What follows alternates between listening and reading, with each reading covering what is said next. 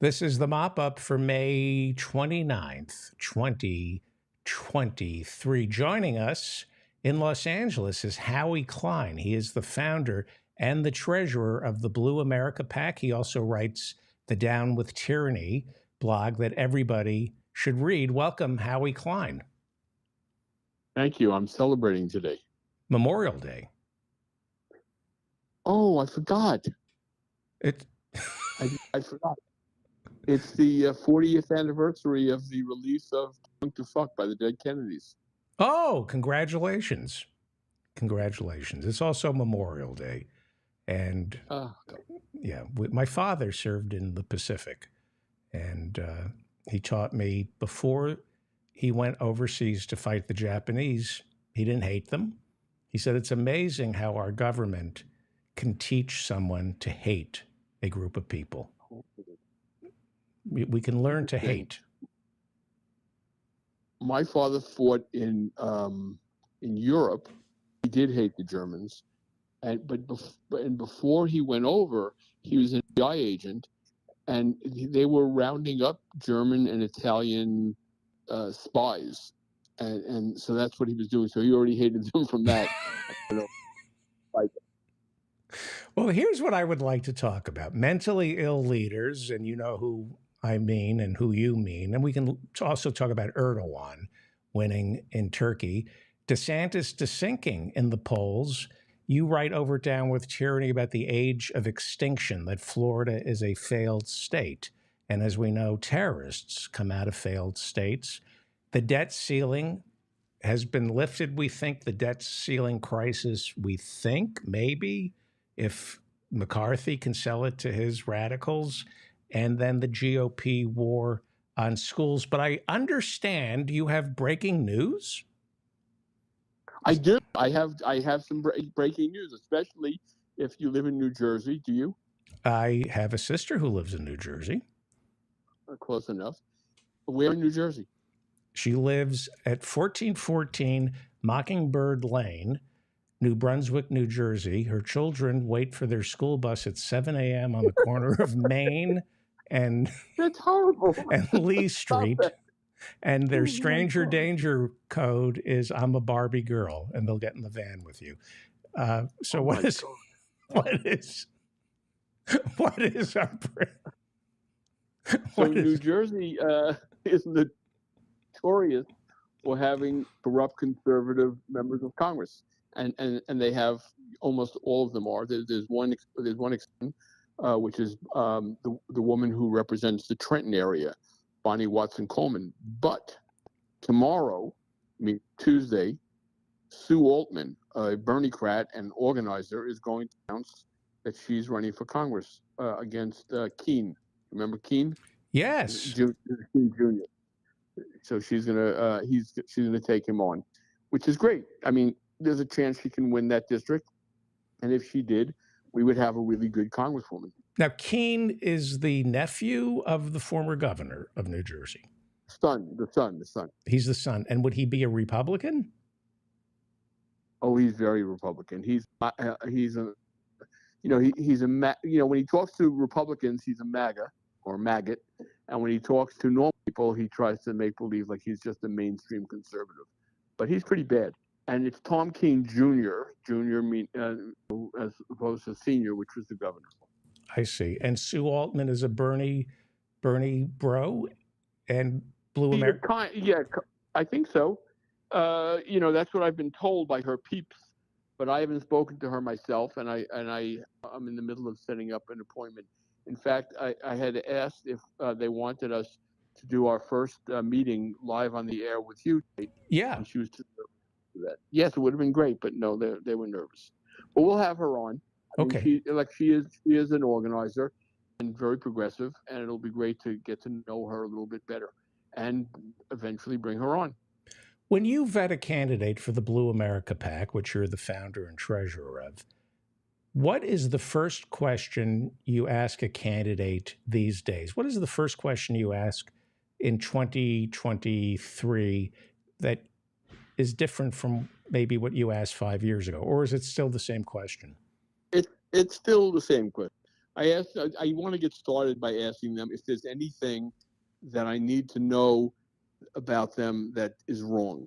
Is there some little thing that I need to know? Like, do they hate gay people? Are they, pro-choice? I mean, sorry, pro anti-choice. Sometimes someone can be really good, but there's like one little thing that's wrong about them. So I try to get to see if they'll tell me what that little thing is, so I don't have to, doubt. Right. And they rarely tell me. They rarely confess, or do they? Yeah, Are they really. And so you have to take them on their word. No, I have to dig it out. I have to, keep asking them and find out and get to know them and try to look into their soul and see what it's all about and who they are and, what they really, really, really think. Because the main thing I'm trying to do when I'm vetting is to find out what they're going to be like if they get elected. And, I get it wrong sometimes. We all get it wrong. Sometimes they can, hide who they are. Sometimes they don't know themselves who they are and they don't find out to Congress. I mean, look at Jared Golden. Did we ever have him on the air? Yeah.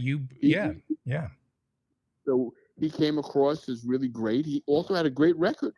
I mean, he had been in the army in Afghanistan and then stayed to teach school there. He became the minority leader of the Maine state the majority leader of the Maine state legislature. He wrote great legislation as well while he was there, like the minimum wage law that passed. He did a lot of good things. Then he went to Congress. He went to join the blue. He went to join the Progressive Caucus. Didn't like it. Went virtually down the hall. Joined the Blue Dogs, and now he's almost the worst member of Congress, the worst Democrat in Congress. I mean, he's terrible, absolutely terrible. Last week, when the Democrats voted on the a weird noise? No. He voted with the Republicans on the EPA and on the debt relief, student debt relief. Voted. Yeah, he voted he votes with the Republicans a lot, but what he did was he voted to not allow student loans to. But he voted against Biden's student loan bill. I mean, Biden has a very modest student loan bill, but every other Democrat voted for it. Every Republican voted against it, and he and one other Henry Democrat, Cuellar. No, it wasn't Cuellar this time. It was Marie Gluesenkamp Perez from Washington State, and the two of them are trying to. The Blue Dogs kind of die. They're kind of, nothing happening there. And the two of them are trying to resuscitate the Blue Dogs now. And they're the two new chairmen of the two of the three chairmen of the new and resuscitated horrible Blue Dogs. Right. And by the way, you never know. I mean, I try my best to, figure out how someone is going to be. And I had no reason not to believe him. I wound up talking to him for a year, literally for a year, and he never gave me any indication that he was going to be anything less than a stellar progressive. And boom, turned right around and became as bad as they come. Not a little bad, like total bad. 2004, probably one of the most homophobic election years. George W. Bush and Karl Rove were blowing, you'll pardon the expression, Iraq. So they put same-sex marriage on the ballot to get the conservatives to come out and vote against same-sex marriage and stay in the polling booth to vote for George W. Bush. It was the most homophobic election year I've ever seen. Is this year worse? Homophobic? You mean 2024? Is 2024 going to be worse than 2004 when it comes to anti-LGBTQ, the bigotry? No. I don't think so at all. I mean, Republicans may try that in their primaries, but I mean, if they have a brain, they're not going to try that. The general public has come so far in terms of accepting LGBTQ communities that if they try that kind of thing, they're going to lose. At one time, they could do that, and it would help them. but now it would definitely hurt them. Now, inside their own primaries, that's another story. Then you get all sorts of craziness, or in really, really Republican districts, like in Alabama, rural Alabama, you can get away with that. But even in parts of Alabama that aren't that terrible, like in Montgomery, for example, in Birmingham, you can't pull that stuff. By the way, I have to ask you: do you hear some very, very strange noises, like the Titanic sinking or something? That's always the voices in my head. I hear women and children first all the time in my head, but no. I, You don't hear anything. Everything sounds normal. You just hear my voice and your voice. yeah, usually, Okay. usually they're audio problems, but you sound great. Well, what about the raft of anti-trans bills? The ACLU says there are now more anti-trans bills in state legislatures than I think in American history. Yes, But it's only there the are, but it's and only there. red states. Yes, it's only red states, and they're not going to run on it. I mean, I don't think they're going to run. I mean, they may run on it. It's so horrible. They didn't even know what a transgender person was until very recently. To them it was just all gay. But that once they realized that it's not going to work anymore to demonize gay people, they were saying, well, what is this LGBT? What do all these letters stand for? And then someone must have told them what T was, and they thought, oh, that might be a good group for us to go after. So they're Right. demonizing them, and Right. and that is a group of people that are not well understood. I suspect very, very strongly that some of these state legislators who are carrying these bills and introducing these bills and writing these bills have never met a trans person, literally never. And Or the only one they've met is when they look in the mirror.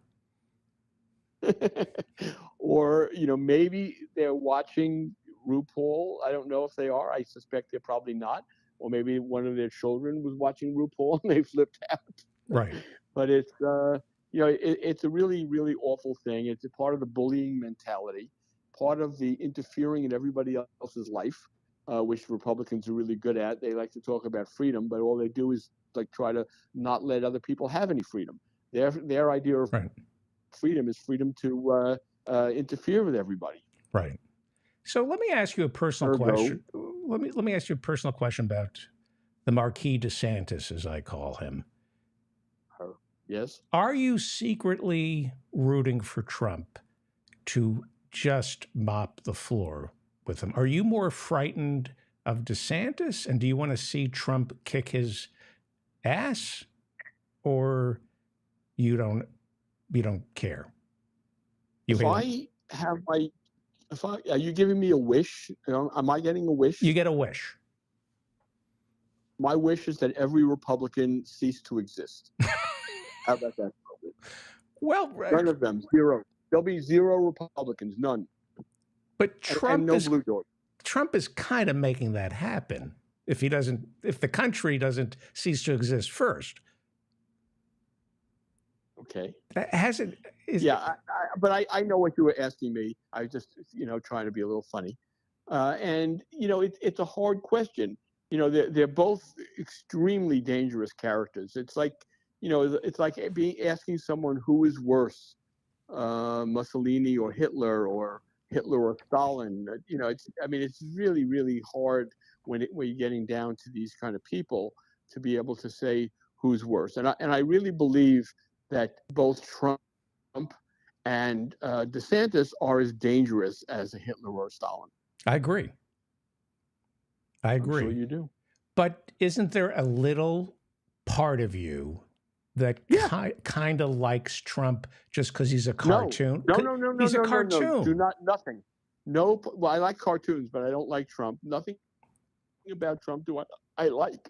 Like I said, I've told you this before, sitting on the stoop at my girlfriend's house when I was 10 years old and seeing the Trump family walk by, and just like everyone on the stoop and the next stoop and the next stoop, all of us hated him. Everybody hated them, hated that family.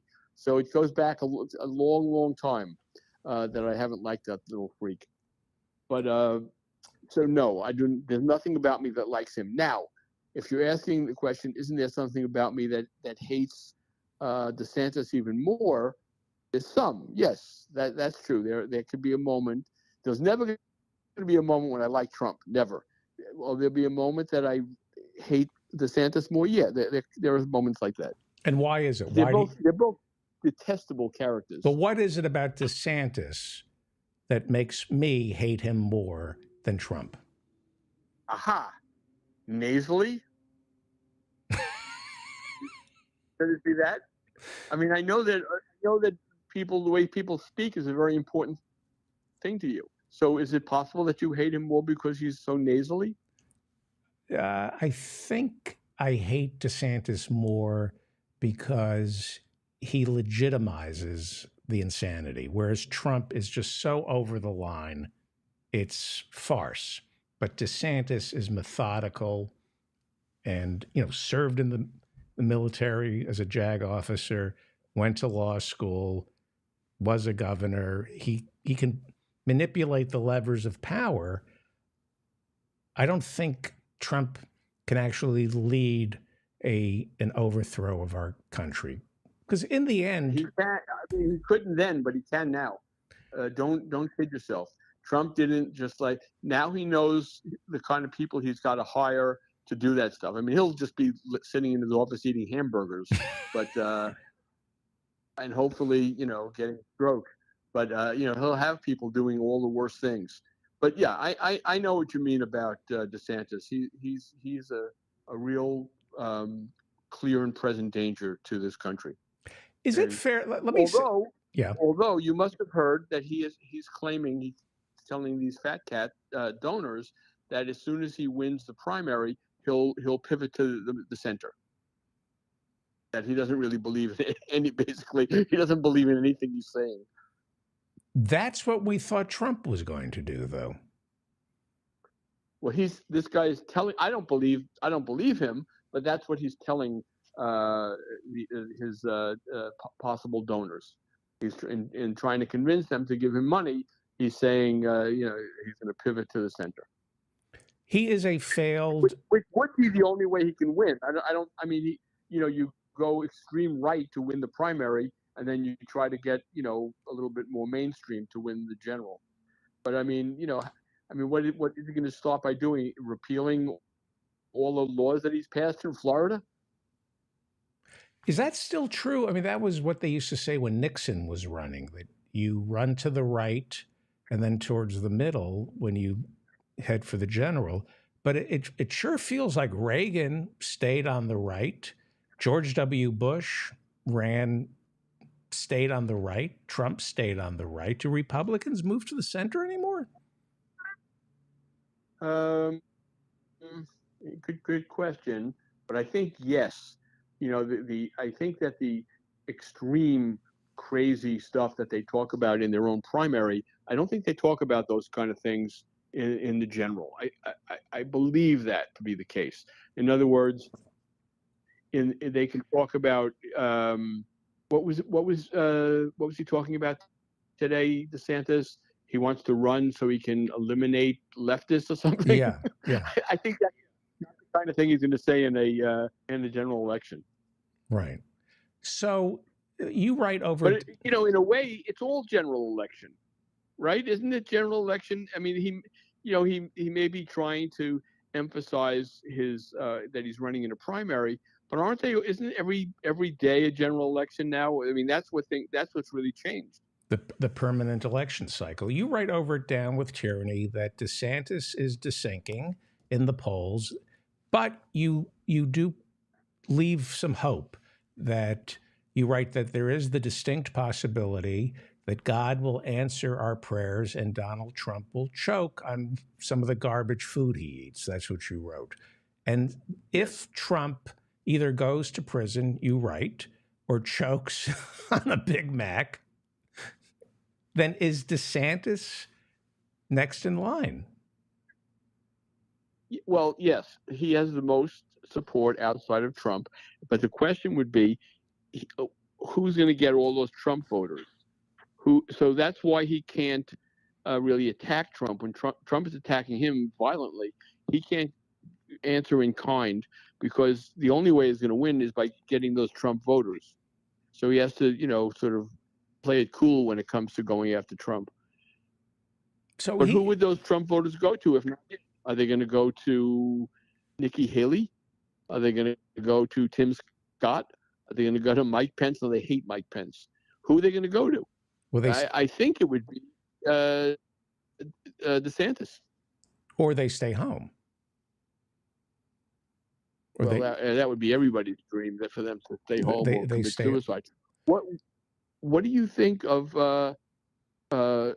Trump voters? I mean, Trump voters themselves are really the problem, more than Trump or more than DeSantis. It's these voters who are so terrible. Pretty bad.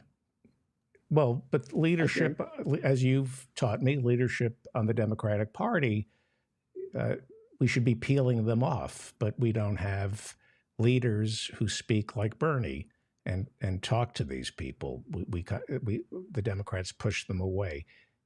Florida is a failed state. You talk about the age of extinction, and you say that we should look to Florida and Alabama if we want a glimpse of what a DeSantis administration would look like. What does that mean?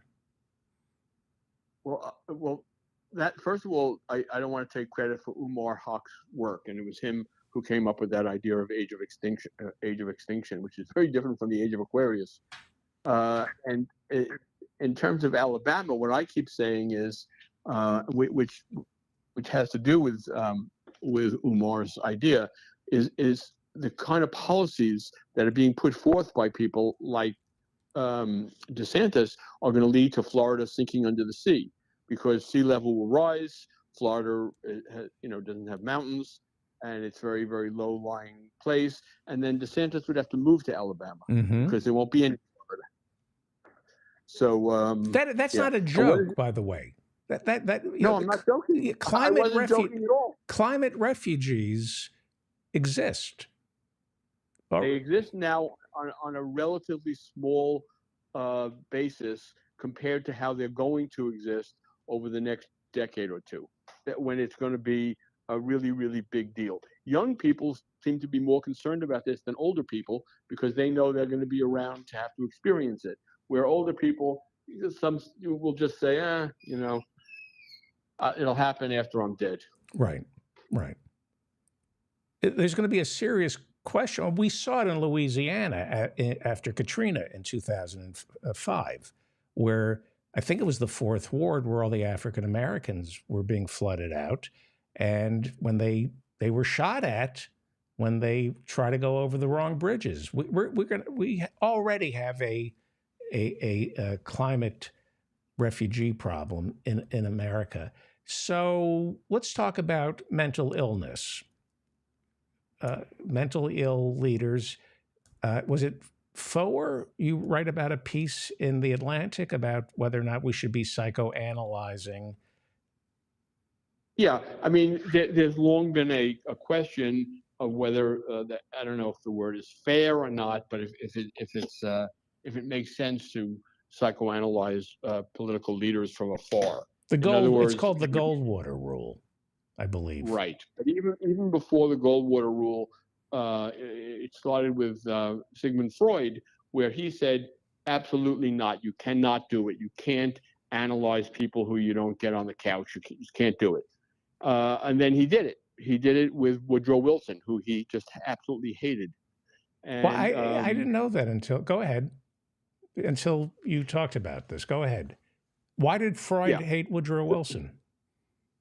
Because he felt that Woodrow Wilson did it. Woodrow Wilson came on really strong with these great ideas about how World War I was going to end, and how the world was going to be a better place. But then he didn't stick up for those things, and everything went to pot again. And everything that Woodrow Wilson warned would happen actually did happen. But there was a lot more. There was a lot more to it than that. Like Woodrow Wilson, getting into petty fights with people in the Senate, and then saying, "Don't vote for the treaty." First he tried to get the treaty passed that had some of his good ideas in it. And then when they changed a couple of things, he blew it the whole thing The up. Versailles Treaty. Yes, there was the Versailles Treaty. But then there was more to it than just that as well, which is that this guy William Bullitt, who was a very, very close aide of Wilson's, quit, and he and Wilson weren't getting along. He was a guy in his 20s, and he wound up quitting, and he became a patient of Freud's, and he was the one that talked Freud into doing this book with him about Woodrow Wilson. And that was really what Foer was writing about. He was writing about the book and someone who wrote a book about the book. That was what his story was about. Of course, I'm thinking, how do you possibly write a story about mentally ill presidents and not talk about Trump? And what I'm even more interested in is, when is someone going to write, and maybe someone has, and I just haven't seen it yet, although I started looking, when is someone going to psychoanalyze DeSantis, right, who is a sick cookie? I mean, he is, I'll use the word henpecked.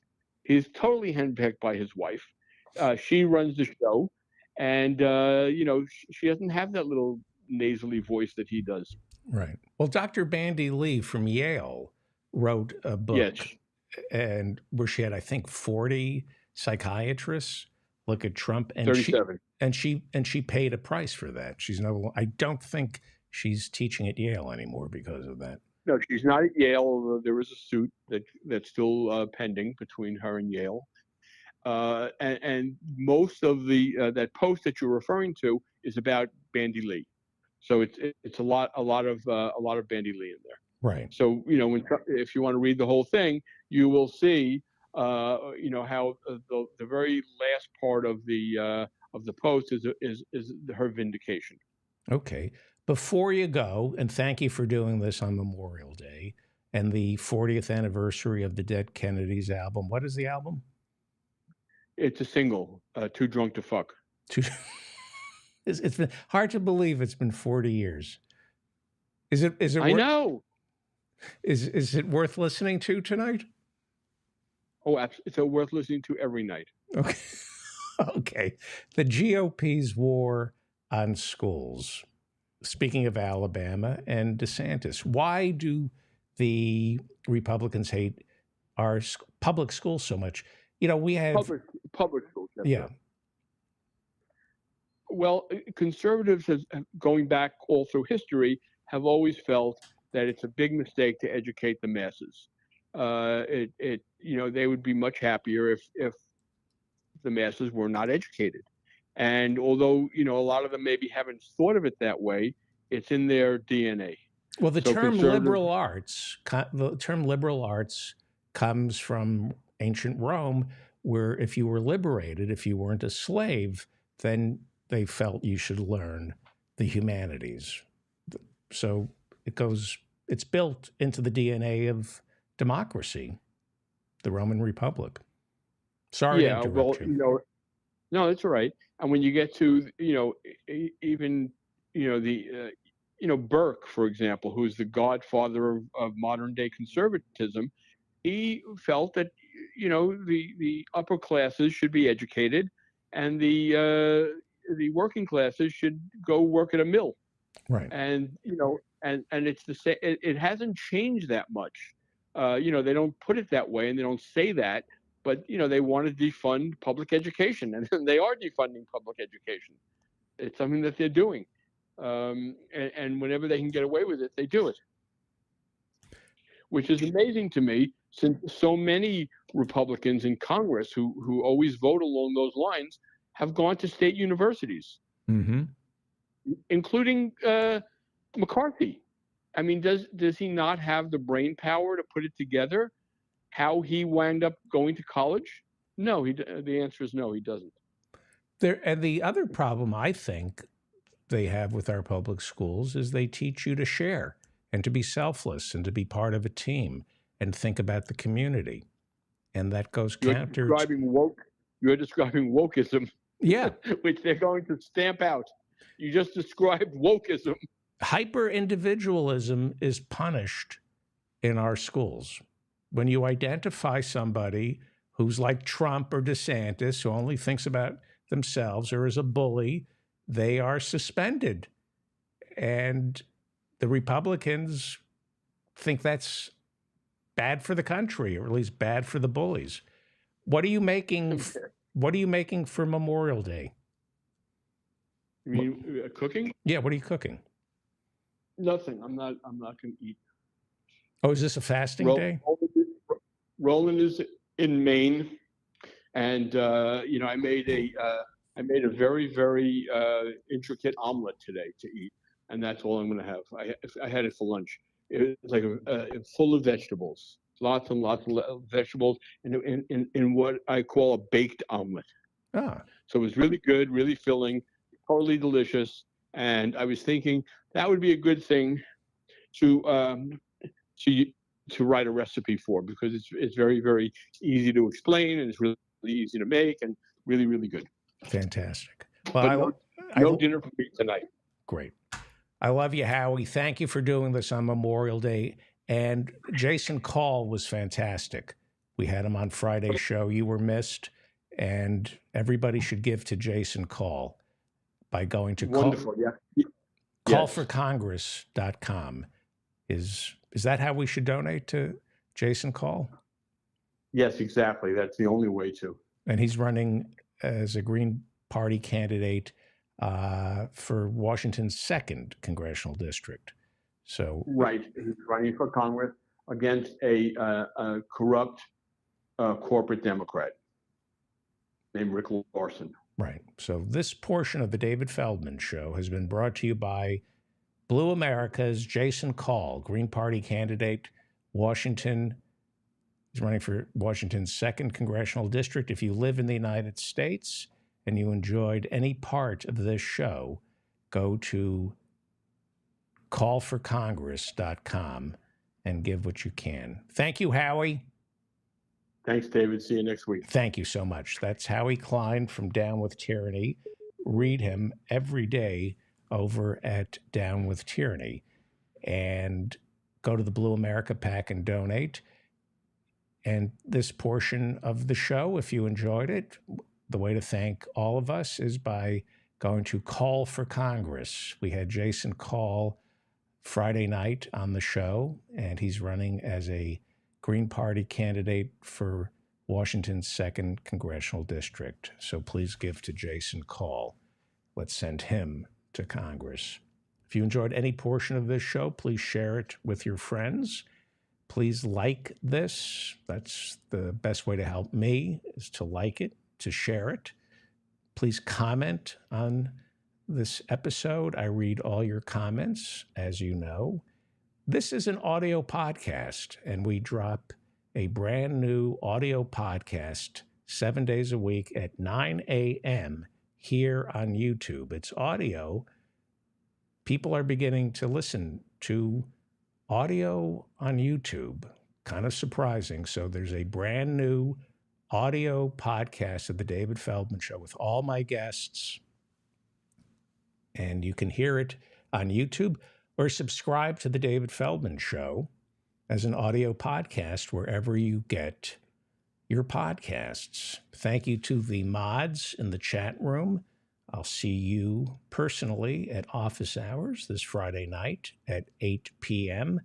Please subscribe to my newsletter. I'm David Feldman, reminding you to stay strong and protect the weak. Thank you. Happy Memorial Day to all our veterans and all our soldiers